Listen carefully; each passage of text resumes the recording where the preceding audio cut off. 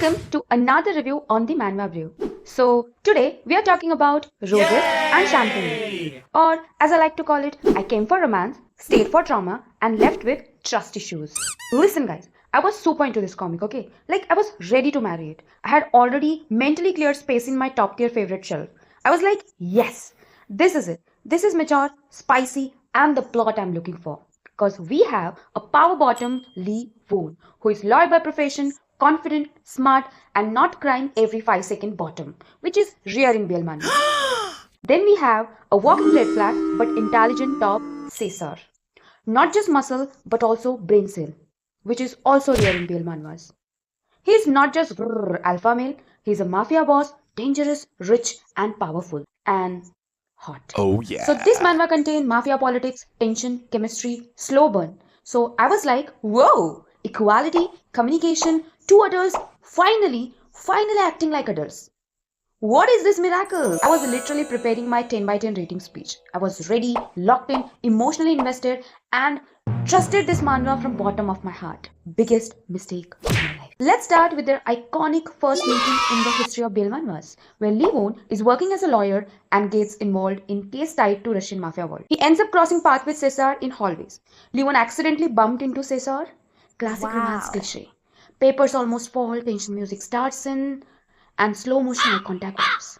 And then Caesar looks at him, scans him, and drops the legendary line. Walking pornography. Amazing!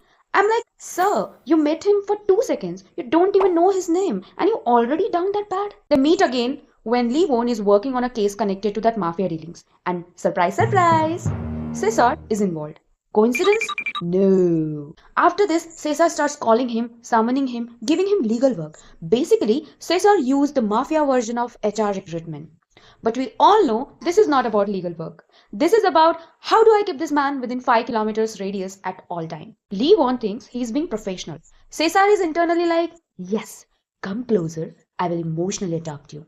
And slowly, without realizing, Lee Woon gets pulled into Caesar's world. Because once a mafia boss decides you're interesting, congratulations! You are now permanently on his schedule. And honestly, their dynamics early on was like top notch. It was like, what is this rare species? Lee Woon wasn't scared of him. He challenged him. They respected each other. Everything was going like lovey-dovey and so good. So good. And then, boom, those 2 chapters. Yes, ruined everything. So what happens? Caesar, a respectful mafia man, suddenly wakes up and chooses absolute villain arc. He literally shoots Lee Woon in the chest and in the leg. He shot Lee Woon because he thought Lee Woon was betraying him and trying to leave. This comes from his obsession. He doesn't want to lose Lee Woon, so instead of saying, please stay, he basically says, you can't leave if you physically cannot walk. Like so, this is romance or are we playing Call of Duty Boys Love Edition? Lee Woon is bleeding, in pain and barely alive, and Caesar holds him hostage for weeks and sexually assaults him, literally rapes him repeatedly for entire week. And poor Lee Woon was an IV for entire time. And I was sitting there and reading this and was like, what the shit is this? Excuse me, did I accidentally switch to horror manhwa? And what made it even worse?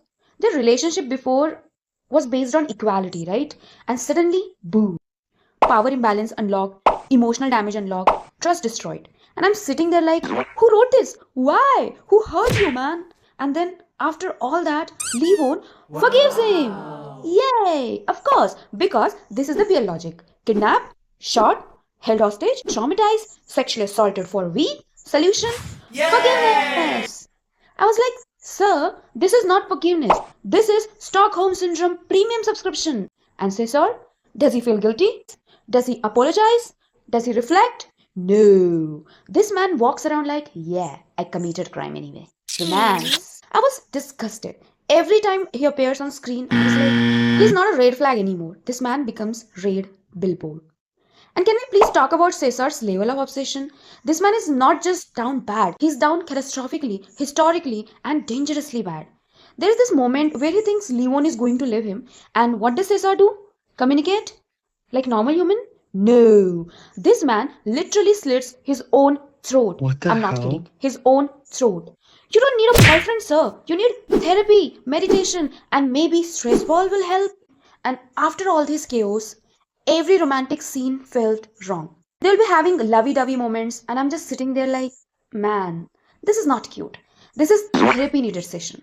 Even the kissing and most romantic scenes, I couldn't enjoy them anymore. It just felt so uncomfortable. I kept reading, hoping maybe redemption arc, maybe accountability, or maybe some character growth. Nope. Just vibes, trauma vibes. Like, you cannot shoot someone, traumatize them, and then go on a date. Like, remember when we met? No, I remember when you shot him. Honestly, this could have been one of the best. It had everything strong characters, great dynamic, interesting plots. But those two chapters, they completely Why, ruined it God, for me. why? It went from 10 on 10 masterpiece to I need emotional compensation. Roses and champagne gave me roses, and then smashed the champagne bottle on my head. If you survived reading this manhwa, congratulations! You deserved a medal and a counseling session.